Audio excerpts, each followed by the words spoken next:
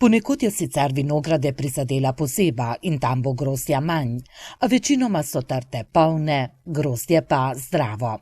To zadnje vreme, ki je sedaj prišlo po deževju, nam je naredilo res eno veselje, tako da je zdravje na tem področju dobro in če bo vreme zdržalo, računamo tam konec meseca odlično trgatev.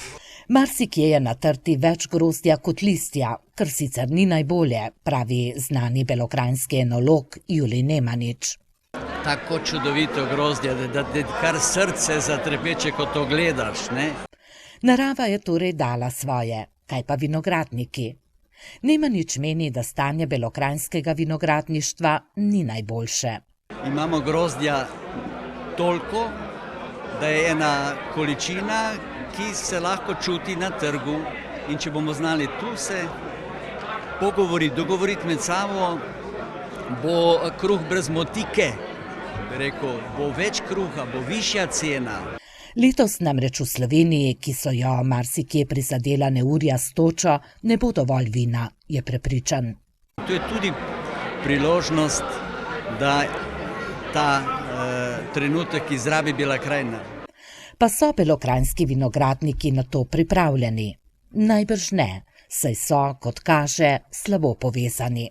To je res, ta naša tradicionalna netrpljivost med društvi, med občinami se prija tudi na naše vinsko društvo, kar nam ni ravno v ponos. Vinogradniki belokranjski vsak za sebe tržijo in so s tem zadovoljni. Ne vejo, da bo jutri še težje in da brez povezave ne bo šlo.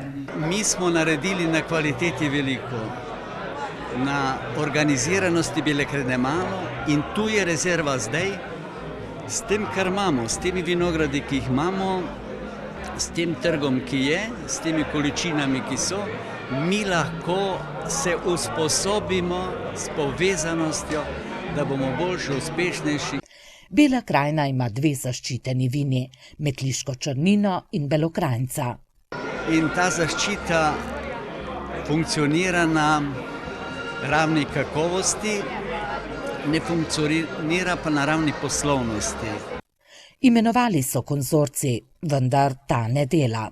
Drugačni učinki bi bili prodajni in tudi boljša pozicija na trgu in seveda vse to prinese neki dohodek.